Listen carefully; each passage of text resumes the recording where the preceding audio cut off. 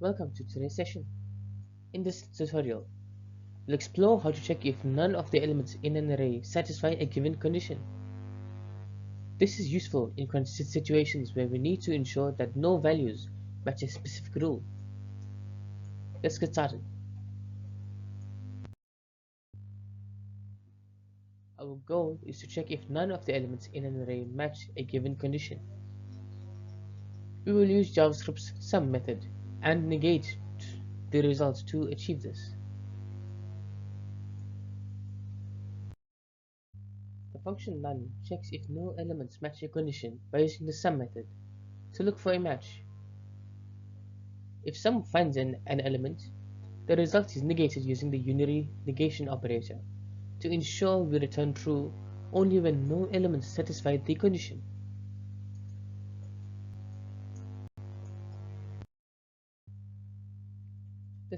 This function first applies sum to check for matches, then negates the result using the unary negation operator to confirm no elements satisfied the condition. If no function is provided, we default to Boolean, which filters out truthy values.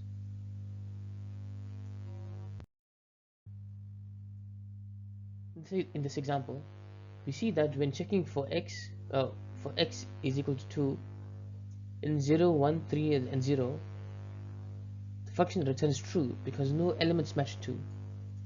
However, in 1, 2, 3, none returns false because at least one element satisfies x is greater than 0.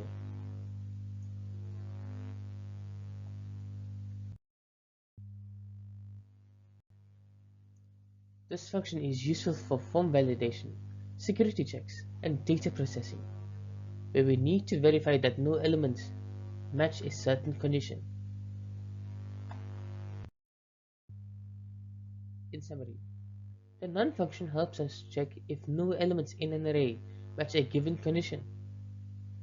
It is a simple yet powerful tool for various applications, from form validation to security checks.